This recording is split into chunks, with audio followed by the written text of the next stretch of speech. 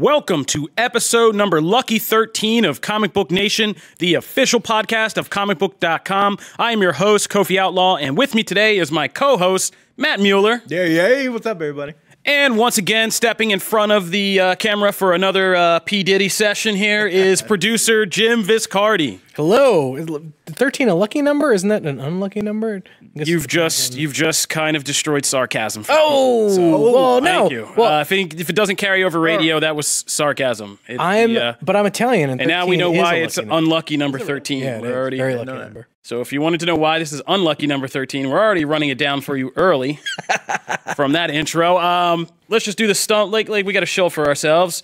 So, Comic Book Nation, if you guys are still with the journey, or if you're just new, you can follow us on new episodes on the site every Wednesday and Friday. We have an RSS feed where you can subscribe to. You can subscribe on Spotify, on iTunes, on Stitcher Radio, or iHeartRadio. And if you want to talk to any of us, you can always continue the conversation on social media at the hashtag Comic Book Nation. All right, in this week's show, we got some exciting things up for episode 13, I would say. We have a new trailer for Disney's Aladdin, one that gives us a much more extensive look at Will Smith's genie. DC has just debuted a new version of the Joker that we're going to talk about. We're going to talk about Captain Marvel's future in the MCU because, I mean, we did a review episode, but I think we've had more time to digest, and there's more time and things that have come out, and so we're going to talk about what this character means for the future of the MCU, and finally, we're going to talk about one of the most highly anticipated horror movies of the year, which just had its first big screening, and the first reactions are out, and that is Jordan Peele's Us. So, let's get to it, because time is only getting shorter. First up, let's talk about the new Joker. Now, it's a big deal. Joker is probably the most iconic comic book villain. I think that's fair to say, right?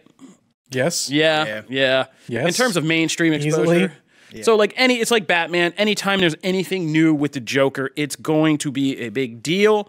And this week, we have something new for the Joker in the form of a new animated Joker, which might be small potatoes to some people, but if you're a DC longtime fan, you know how serious, since probably the days of Batman the Animated Series, an animated Joker can be, with Mark Hamill's animated Joker becoming like probably one of the top, if not top, versions of the character that fans love.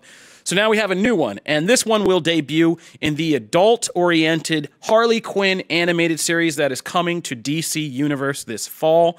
And this new version of the Joker will be played by Alan Tudyk of Firefly and currently Doom Patrol fame. He's getting a lot of that DC Universe money. Good for that Good man. for you, man. Applaud that man.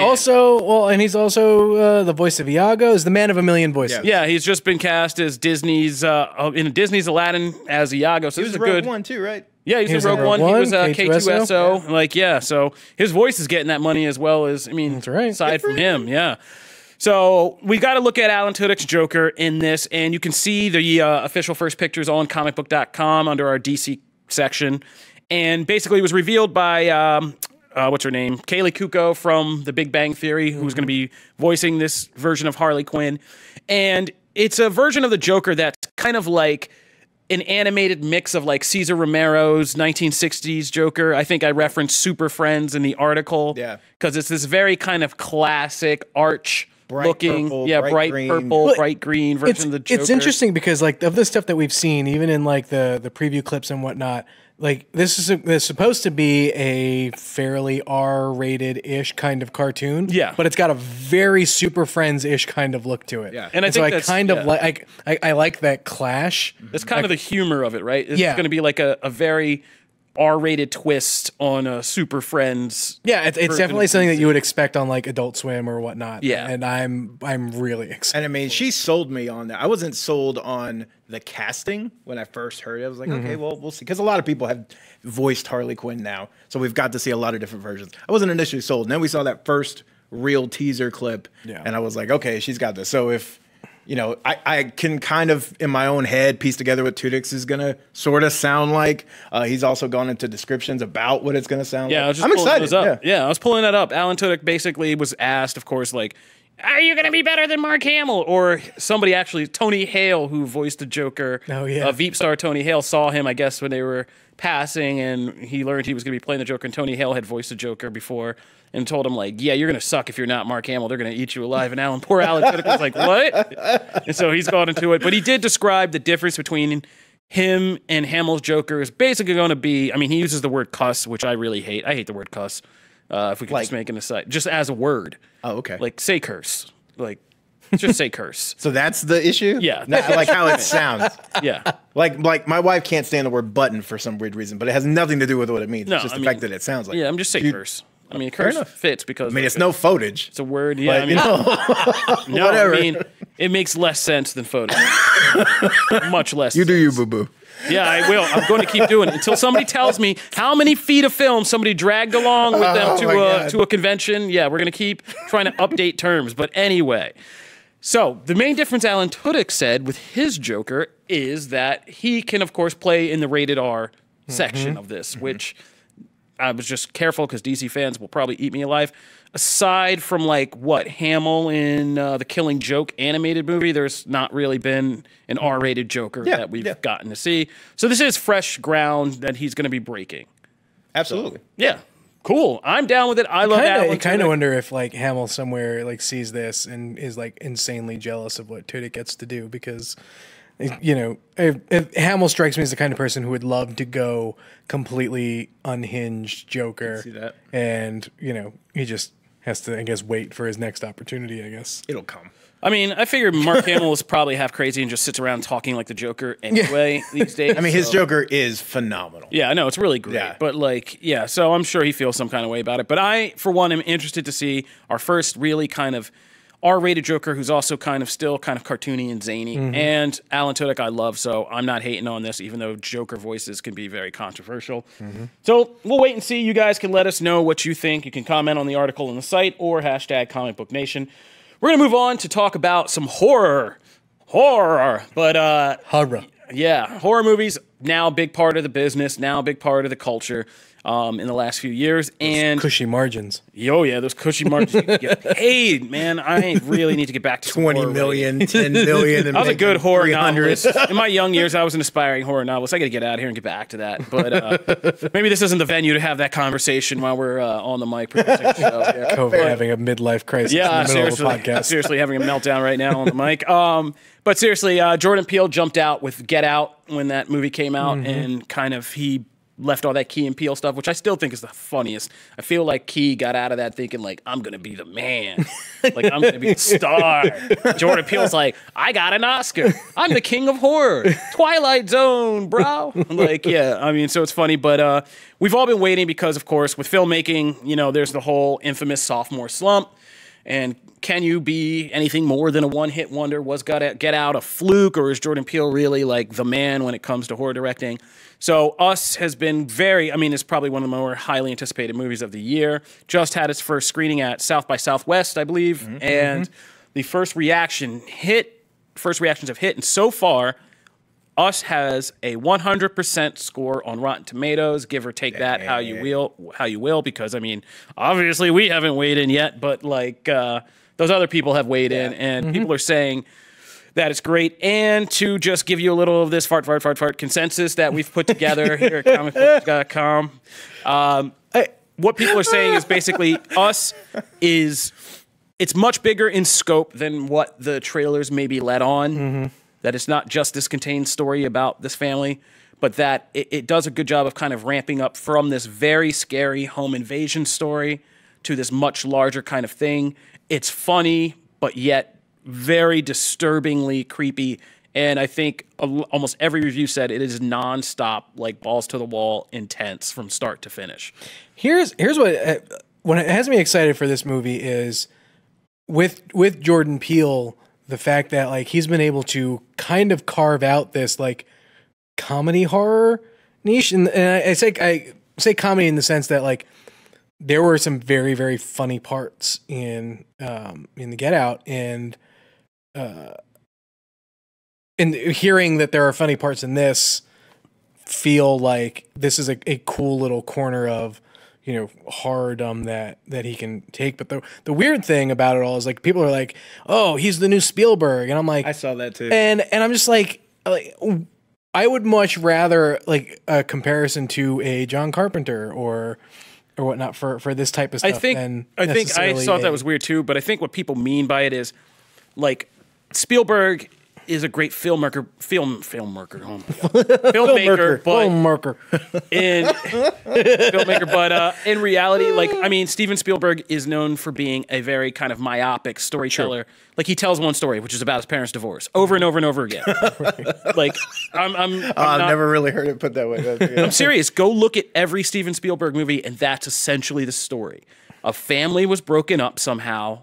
It must be kind of reconciled somehow. Totally changes the way I look at Jurassic Park now. And it's like Jurassic Park, Minority Report, Close Encounters, like just go down the list. It's always the same. So like, and that's true of any great artist. I mean, you do enough literary studies and stuff, you realize people only have like 2 stories inside them that they just mutate and throw around in different places. And I think what people are saying is Jordan Peele is this kind of comedic, but really kind of insightfully horror-minded social commentator, because there's also these kind of social commentary subtexts to Get Out. I mean, obviously with Get Out, but now with Us. And we don't know more about that because we haven't heard more about the movie, but apparently this movie kind of solidifies it that this is part of his niche. And so he is going to be Spielberg in the sense of telling this kind of one thematic tale about social examination using this, like you said, this weird blend of comedy and horror, which I saw on Key and Peele, which I say is still one of my favorite skits in that show, which I kind of knew he would probably be a really good filmmaker, was this one is like an 80s dance video where they're both Key and Peele are dancing. Oh, yeah. And like slowly Key's character begins to realize like he's getting these reports from the producers that are like, your family's dead, like they've been murdered, like this horrible stuff. And they're like, but keep dancing. And he has to keep dancing because they're live filming this workout video. And slowly over the course of the video, you begin to like it gets revealed that the person who did this is his dance partner, is Jordan Peele.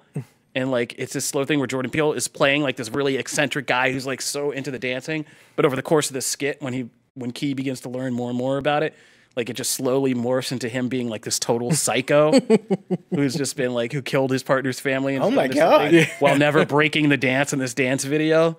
And like, yeah, you should watch it. If you've never seen it, you can see like where the DNA of his kind of horror movie roots kind of comes out of this skit. So I'm really thrilled about that. I get to go see Us next week. Nice. We'll be back next week with our official comic book review, video review, written review, and of course on the podcast here. So we look forward to sharing that with you guys when we have it, so we can tell you whether these Rotten Tomatoes people are full of it or not, and if we know better. But yeah, we do. It's fine. Yeah. It's not really an if. All right. Well, that will do it for. Well, I didn't throw it to you guys. You guys excited about Us? Matt, you're not are you a horror movie guy? I'm not a huge horror movie dude, but what I will say is that Us actually has my attention. I'll probably go see this in the theater. I'm going to have to find someone to see it with because Anissa will not go see a horror movie in the theater. But like this one looks. I've kind of made I pick and choose my horror movies. They have to kind of be a little different or just completely nail. Something like The Conjuring is a rare one that I went to go into the theater to see. I don't see in that franchise. Same way with Get Out. I'll go see certain ones, and this one has my attention because it's something different that just those trailers. Oh, we also should. Immense. Yeah, we should add that Lupita. There's already people saying Lupita Nyong'o needs a horror movie Oscar nom for this. Just from the trailer, you can see you just get those hints of like, man, like I feel like you're gonna come out of this a lot like people came out of Split. Whether you liked Split or not, you came out going, James McAvoy acted his butt off, right? Yeah. And I feel like you're gonna see this with Lupita. Like it's gonna be the same thing. Yeah. They're gonna come out whether they liked it or not. You're gonna go, she's a boss. Yeah, I want to see her get a horror movie Oscar nom. I'm calling that right now. Put me down. I want to. Timestamp it. I don't know if it will happen, but I do want to see it happen. You know what? I'm going to go in. I think it will happen. Yeah, there it is. I'm going in. Timestamp. Here we go. Timestamp it. Comic Book Nation, mark it down. Mark it down in the fandom. All right, but we're going to move on because up next we are going to talk about Disney's new Aladdin trailer, and we are going to play some Monday morning quarterback with Captain Marvel and her future in the MCU. All right. Well, Matt, it is your time to shine. Matt is one of our Is it really? You are one of our top ambassadors of all things Disney without being on a cruise line for it. But Every time. yeah, new Aladdin trailer's out, God. and there's been a lot of questions surrounding this movie because, I mean, people, let's just put it out there. Genie. The genie. Yeah. The genie's been a problem. Will Smith was cast as a genie. Problem right from the start for a lot of the internet. But then we saw some of the first images. But that was going to be an insurmountable problem, no matter. Oh yeah, who they Robin put Williams in is that role. gone. Like, yeah, it was going to be a major problem. But it's a unique thing because it's a Will Smith problem. Right. It's one of those things like where people Like Will Smith is kind of transcended. Will Smith to me is like Tom Cruise in the sense that anytime I see him in a movie, I only see Will Smith Yeah, or Tom exactly. Cruise. I don't see the characters that they're playing. and it's like, But like it's a Tom shtick, Cruise has right? done enough Mission agree. Impossible movies that Tom Cruise and Ethan Hunt are the same person. Yeah, Right? exactly. But it's like Will Smith is a shtick, and people either love his kind of shtick or they don't. Yeah. It's kind of a Seth Rogen effect, right? Like, Yes. Except making more money, I would say. Oh, way more money. Yeah.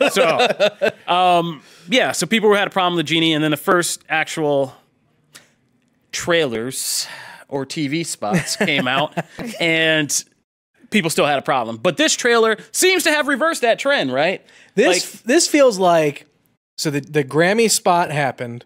Everyone lost their mind because of the very limited shots that we got of Will Smith as the genie, and it felt like someone at Disney was like, "We need to speed up finishing those songs faster because we got to get something out there that is." Well, that and is like that. the biggest thing before that had been people were not upset, but people were very much clamoring to see him in the blue Genie form. Yeah, because they were like the photos that came out Right, were just just him, right? Yeah. And as we see in the trailer, those are like legit. It's not like they weren't touched up. People saw a black guy. he in a turban, were transformed. like hashtag not my But genie. then people saw it, and I don't understand part of this trend. I don't understand when people freak out about CG early, like when even up until like the last few weeks before that film you goes would out. have learned by CG now. gets worked on. Marvel trailers do it all the time. Oh, yeah. Oh, It's like Justice League. Go look at the first San Diego Comic-Con Too Justice League. painful. There's too much Snyder. And then go look at the one that came out, and then just in the trailers, you see Cyborg alone looks completely or different, the right? various color skyscapes Yeah, of, right? Of Apocalypse But like or whatnot. Iron Man armor, go take a look at Iron Man armor in almost every trailer, and then go look Oh, at yeah, the that's final like a one. big trend in Marvel trailers. So See why now. are we freaking out that we knew they were going to? One,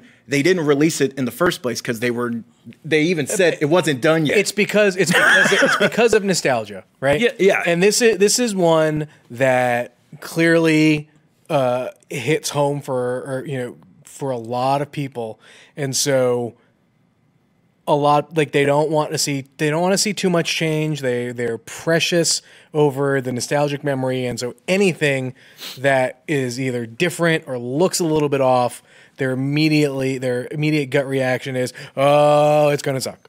I mean, Also, you're also underestimating like the far reaches of ignorance in the internet in terms of Yes. people don't understand things. Like we are film nerds, we understand this process and have done it a million times. There are a lot of people who still look up movie times in the newspaper. You know what I mean? It's true. Like, My mom does. yeah. yeah, it's like some people's probably still call a movie phone to hear that comforting voice. Like Yeah. you don't like people don't know, so they don't actually grasp. Some people just probably saw it and were like, half of them were like, "Oh my God, what did they do to the genie?" And the other half were probably like, "Oh my God, what did they do to Will Smith?" And they were like, Yeah, and but I mean, they're this nuts. trailer Like, too yeah. has gotten its share of. I mean, I've seen someone take issue with the fact that there's too much parkour. That Aladdin I is doing can't- I too mean, much like- parkour. I'm like, Have really? you ever played the Super Nintendo Aladdin game? For real. It's That's all all it parkour. is. But I'm It's just all like, you're parkour. looking, you're actively Yeah, looking. you're But just like- overall, I agree with Jim because Jim kind of mentioned this before the show, and it needed needed the song. music. It needed a iconic Friend Like Me, A Whole New World. It needed one of those songs to show people we embrace, especially with Guy Ritchie at the helm. Because up to this point, all we got were just hints at the score that paid homage to the songs we knew, but not the actual songs. Yeah. But it's funny you bring that up, especially with the parkour thing. Like, how this is a Guy Ritchie movie. Like if there is someone who's going to do like those That parkour stuff. shots, Yeah. it's going to be Guy Ritchie. Some dude's like, gonna be jumping that's- over things, escaping cops in a city landscape. That's pretty much what Guy Ritchie does. But that's part of the equation of what actually has me really excited for this movie. I'm a huge Guy Ritchie fan. Seeing the action-ish bits in this film with sort of that Guy Ritchie filter that he puts on all of his movies, I'm totally in. And I was telling you this before, but like, I was in on the trailer, and then when Whole New World kicked in, I was like, boom, sold. I'm in. I'll see it 3 times. That was my wife, who is like, Jasmine is her favorite character and all that, right? As soon as that carpet comes up and you see them get on the carpet and then the song kicks in, I literally got a text that was just like, I'm losing my mind, right? If Disney can continue that and capture that, they'll have a Personally, I'm billion-dollar not hit a on it. producer or filmmaker. I just yell about them. But like, yeah, my first teaser trailer would have been like the whole way they did it, just entering, like approaching the cityscape with like the voiceover, and then just had the carpet fly right up at the screen and just kind of. And we got to see hear a Iago. tease of the song. We've seen Raja. Like they're finally starting to roll those iconic things out. I am really curious to see if, it could be one or two things. One, if Jafar turns into a genie. I thought in this what that's trailer we gonna look saw like. a flash of him. I red. thought that too. But like, are they going to show that in a trailer? I would. The way Disney is lately, I would say no, right? I think they. hide it. I think they will. Okay, interesting. What do you think, Kofi? Are they going to show us Red Jafar? I'm just trying to weigh how much of like a big surprise or not that is, because I think you could use it in marketing. Yeah. More genies. Oh, absolutely, you could use it in marketing. Yeah. But I would almost hope that they don't, or just hint at it. Well, and for then people kids who don't know the story, you can fool them because like there is the split second where he is all powerful and menacing before the bracelets get slapped on. Yeah. There's a shot you can show that I could see makes that. it look menacing, like a third act boss before. But I swore when I saw And it would be funny I 'cause thought it'd be this like an was that. Indiana- I thought you see just a glimpse where he's standing on that edge and he looks red. So, but it might just be, yeah, it would be a funny Indiana Jones type moment. Like, Yeah. I'm all powerful. Bracelet. Oh, and sucked it to the lamp.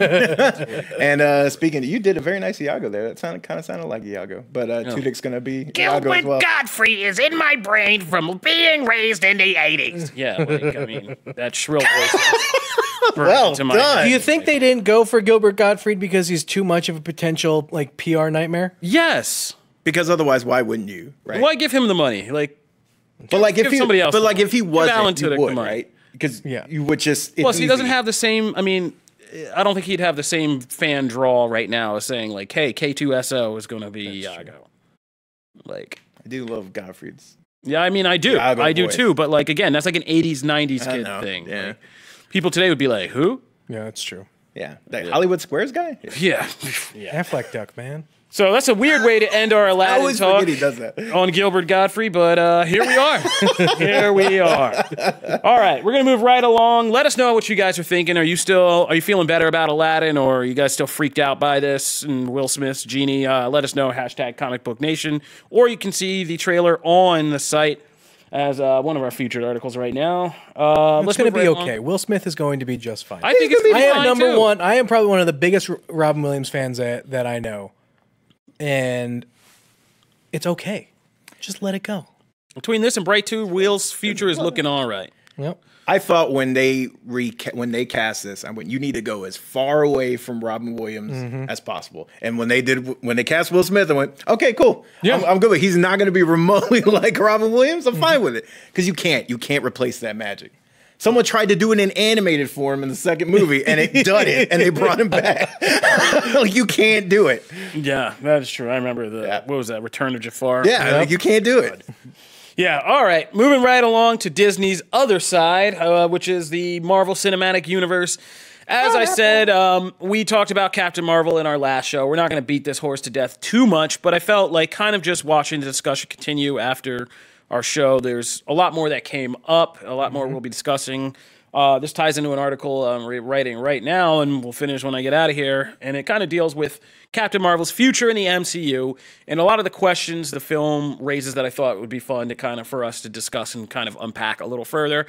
Obviously, this will be a full spoilers discussion of Captain Marvel, which is why it's at the end of the show. So if you have not seen Captain Marvel yet, well, we gave you all our ways to subscribe and contact us at the beginning of the show. So you can kind of sign off now and come back once you've seen the film and kind of go through this and see how what we're talking about matches up to your impressions. But if you've already seen Captain Marvel, then yeah, let's get into it and ride with us. This is your last warning. We are going to be discussing full spoilers for Captain Marvel and beyond. And, you know, because we are brilliant theorists, we might even stumble on some things for like Avengers Endgame and other stuff like that. So you've been warned. Spoiler alert! Here we go. All right, so Captain Marvel, spoilers. Let's just start at some of the questions that have kind of come out of this movie. The first thing we're going to start that I have in the bullet points here is the question, of course, that a lot of Marvel fans have been screaming. What does this movie mean for the immediate future, which is Avengers Endgame? Because this is the lead-in film to Endgame, and it has a mid-credit scene that directly is set in Endgame and kind of reveals a big moment, which is when... Directed by the Russos. Oh, was it directed by the Russos? Yeah, there's a lot that's happened in this Captain Marvel fallout I'm still catching up on. But it reveals the moment that Carol officially meets the surviving Avengers, and there's a lot to kind of unpack there. But in terms of the larger story, like, what does Captain Marvel mean for Avengers Endgame? It means the Avengers have someone on their team who potentially could go toe-to-toe with Thanos. Yeah, that's the big thing. Somebody who can fight Thanos. But I think what was more interesting and what we discussed and kind of was interesting to us was how this movie introduced the Tesseract as part of its story. Excuse me. And I did a whole breakdown on the site about Carol's possible connection to the Tesseract, because one of the interesting things that I mean, her powers are not really fully explained in this movie, even though the moment she gets them is the biggest mystery of the story. So Man, I have one question though before the power core that was in the ship, was that not the Tesseract? No. It was Tesseract was in the powered up. lab. She used it like what I gathered, and this is just my interpretation. I think it's correct, but Marvel theorists, don't kill me out there, is that she used it in the same exact way that the Red Skull used it to during power World War up II. his stuff. Okay. To power up other objects. So like Carol he his used it to power up guns that the bomber and the other guns and weapons. Like she did the same thing. So Carol is essentially infused with the power Yeah, of and the that's Tesseract, but not... the thing that stood out to me. And I've been writing about that scene of the explosion since it first appeared in trailers, because I've been dissecting the crap out of that. And there's a very purposeful color scheme to that, to what happens. Right. She gets infused with two forms of energy. It's an orange energy that kind of burns into her skin, which is Marvel's photon powers that are kind of alluded to, because Jan Rog says, you have absorbed her power. And the other one is this massive blue wave from the warp drive or the light speed drive that exploded. That's this blue energy that kind of washes over her and kind of gets infused into her eyes, which we now, if you're trying to connect dots, seems like it's the energy of the Tesseract, which could be a big deal for Endgame. Because if Carol has a connection to the Space Stone, we've kind of landed on the fact that she'll either have an advantage to manipulate it and can possibly take like the Avengers to the Garden Planet instantly or something like that, or and can maybe mess with the Infinity Gauntlet, or Thanos will be able to mess with her powers and kind of... So it might be a disadvantage. It might be a disadvantage. What if Captain Marvel powers the barf technology? I mean, that would be... Wow. For them to go through... Like actually make it a time device as opposed to just seeing scenarios, right? Because the barf technology is seeing, like recreating a scenario. Yeah. Yep. But if she's able to power that, then they would actually go through... Get them to... Like, it kind of... It doesn't make sense a little bit in the sense that that stone doesn't let you jump through time. Yeah, it doesn't really do that. But theoretically, the technology could handle that part, and they just need the power to do so. And they use Captain Marvel as a battery. I think... See, now you've landed on a theory that I've been writing since the beginning, like since early on, since after Ant-Man and the Wasp, which is that Quantum we realm. know these two characters have been teased to factor heavily into Endgame, and that's always been my theory. Carol's going to be the battery, or Ant-Man is the doorway and Carol is the key. Ant-Man knows the way to do this through the quantum realm, but you're going to need some kind of power source, and she will be the power source, kind of like the Tesseract is. Right, because that was the biggest thing in Ant-Man and the Wasp, was having enough power and energy to run that stuff. Yeah. And if you've got just Carol, just put her hand on it and boom, it goes. Yeah. Yeah. So It's a good theory. It's a good theory. So there you go. Nicely Carol will be done. the battery, the power, Gonna the way make a note of that. quantum realm. Write that one up Yeah, tomorrow. To kind of get back and stop Thanos. All right. Somebody volunteer. Jim volunteer for that one? The other big question is Captain Marvel sequels. Now, we've been talking about, this door opens, you think they would just go into the 90s and just do a simple thing that could easily sync up, but no, not Marvel Studios. They're like, we're always ABF, always be franchising. Like, they were like, we're going in here and we're going to set up maybe all sorts of 90s spinoffs we can do, right? So, like, now we have a whole big hole in between the 90s and basically the start of, like, Guardians of the Galaxy in 2014 on the Marvel Cosmic side to figure out things like what happened with the Skrulls, what happened to make the Kree Empire fall, what the hell was Mar-Vell's story and what was she doing on Earth, and do we need to see more of that? And, like, these are all kinds of questions that kind of come back to, does the next Captain Marvel movie need to be set in the 90s still, or does it need to be set in present day?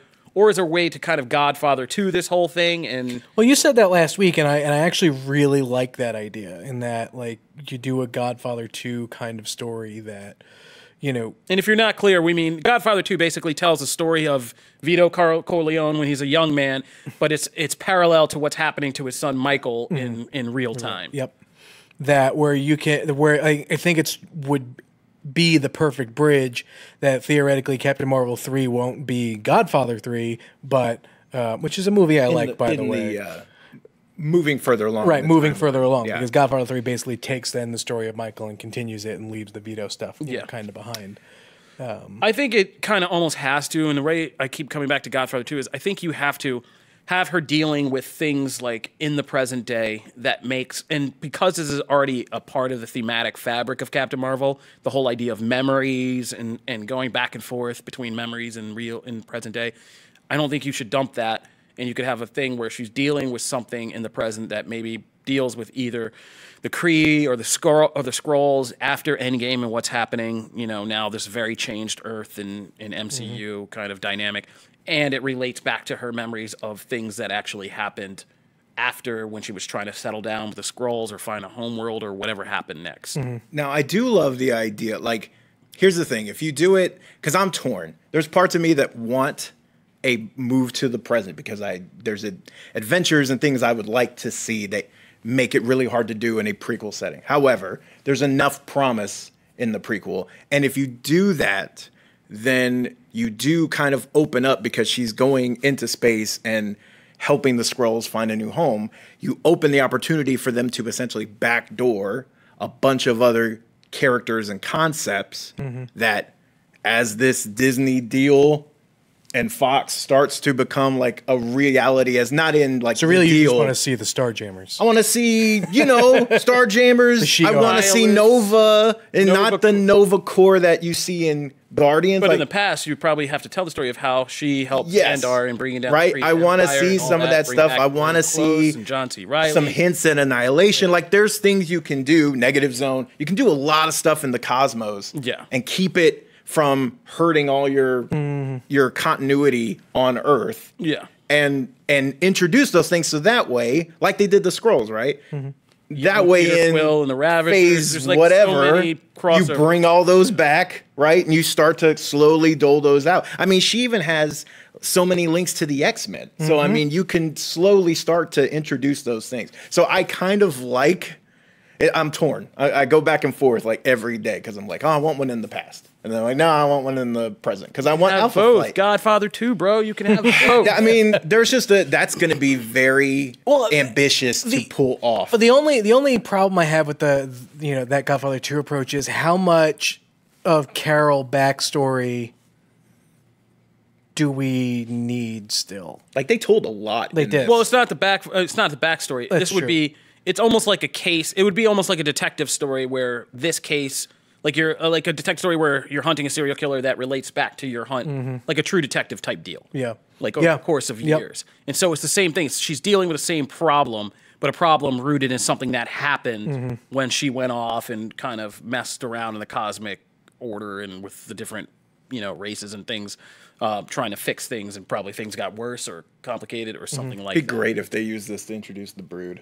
I mean, in a crazy world, you can probably tell the Kree, like a real Kree Skrull war, while also planting seeds for Secret Invasion. Yeah, in and then the that's same- what I'm in thinking the same second film would have to do, would be detailing the actual Kree Skull War and how things got ugly again while setting the stage for Secret Invasion. But that leads to our next question, and probably our final one.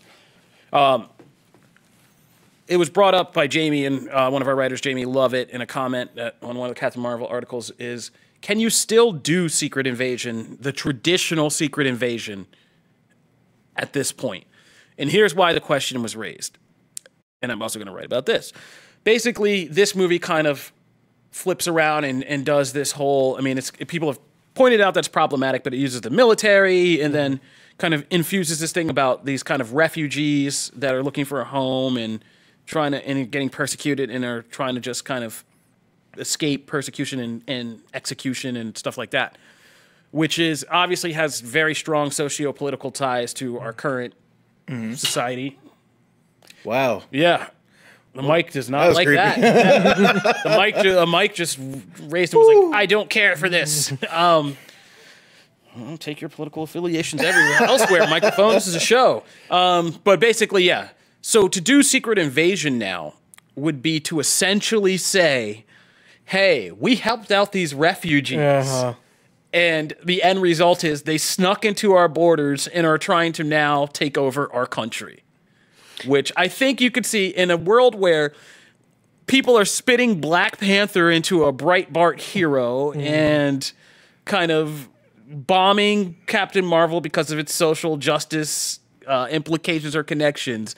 That's pretty live grenade to throw out into the room. Well, I don't think they should mainstream. be afraid of that. Well, but here's kind of, and it was funny because I was talking to my wife about this last night. I think there's a way you can map it out, right?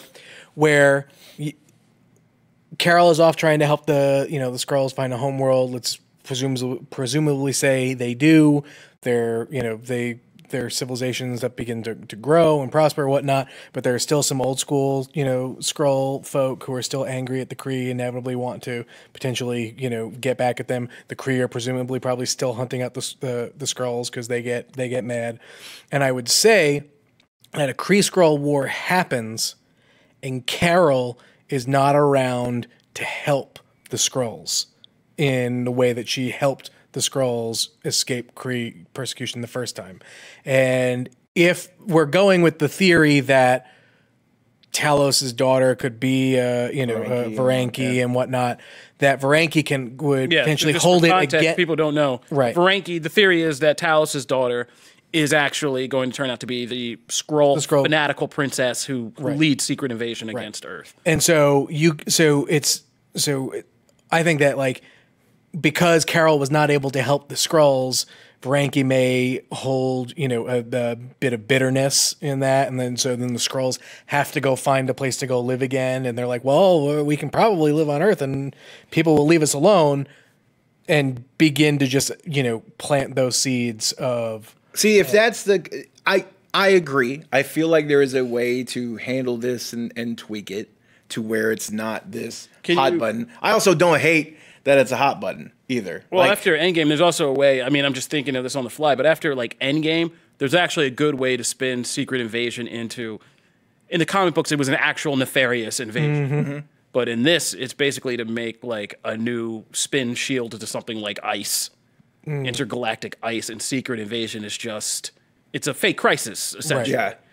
Right. Yeah. And that it's obviously a great spin. Iron Man 3 it. That's Mandarin. But and that's the whole thing. Yeah. There are Skrulls, but they're not actually dangerous. But once it's discovered that they're hiding out on Earth as a refuge, somebody's gonna. Now you realize that's a great also Norman, be a hot button. Oh, of course. Yeah. But if it's I would pay to see them introduce Norman Osborn and like Hammer according to that kind of storyline. You do love your Dark Side. I'd love Dark Reign, and that's a good way. great And it's a great way to make Norman Osborn into not just Norman Osborn anymore. Now, granted, you can't have But Norman. kind of have him echo some real life figures and have people kind of respond and change it up. Well, perhaps they can make a deal. My biggest thing, and I presumably this will be addressed in Endgame, but we don't know how the rest of the galaxy is affected by this snap, the decimation. Yeah. Right? Like, did half of the Kree disappear? And maybe that's what led to the Kree crumbling. Are the Skrulls all gone? Like, there's all of these other races and whatnot out there that, like, are they all going to come back when, we hit the reset button? But, like, how does that all kind of factor in? It sets a really weird... Yeah, I mean, that's the biggest question. Like, if there's a memory of the decimation, that changes everything for Earth. Like, Earth is going to now be this huge target on its back. It's going to be the internet. Yeah, it's going to be like, you assholes, like, nearly wiped out the universe. Like, that's a problem. Like, for everybody. But if there is no memory of it, then things are just changed. Then these conflicts can play out in all kinds of new ways. So do you hope there is a memory? Or I hope there is a memory. Okay. Yeah. Like, I think it's a much more messed up story to have people go on. I agree. And maybe it's like one of those Marvel things, like we're only psychic sensitive or some kind of people remember. Yeah. While other people think like you're stark raving crazy. Like, but that'd be great. Like a scene where there's a guy on the street who's like the crazy guy in the street raving like, we all died. And everyone's like, what? Like, and a few Marvel people are like, but like, so I think I want the memory to be there, and I want the scars of it to kind of be there, and to know like, yeah, we made it back, but we never healed it fully, and like we can't ever do that. And well, I think that's one of the best things, with a movie like Captain Marvel is it felt like we got to a point where with all of the movies leading into Endgame, everything was starting to just button up a little too neatly for me. Yeah.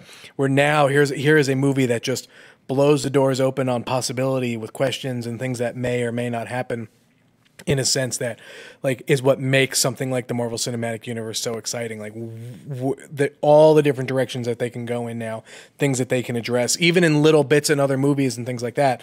Like, we didn't get that with any of the other recent Marvel movies because it's all been so focused towards Endgame. And so that's what has me excited for more Captain Marvel and more MCU for sure. All right. Well, that'll take us to the end there, and plus some. But if you guys have any more questions or things you want to talk about with us about Captain Marvel or any theories you want to share with us, hit us up at the hashtag ComicBookNation.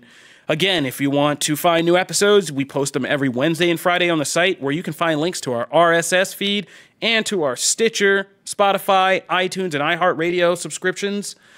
You can also follow us online at the hashtag ComicBookNation, or individually contact us. You can find me at Kofi Outlaw. You can find me at Matt Mueller CB. Jim Viscardi. And I say, if you guys leaving us reviews out there, we appreciate it. We see them, we read them. And if you're doing it on Twitter, that's great. We respond to you. We appreciate the love. If you're doing it on any of the sites like iTunes, we are, I promise you, probably at the end of this week, we had to talk about we'll read today. some. We're going to gather up a bunch. We're going to go through and read some and give you guys some shine for taking the time, and some T-shirts, of course. We're not going to renege on our bet on our little claim there. We'll be sending you guys some T-shirts. So keep those positive reviews coming, and we thank you guys for all the support. This is Comic Book Nation, and we'll see you next time. Deuces. See you.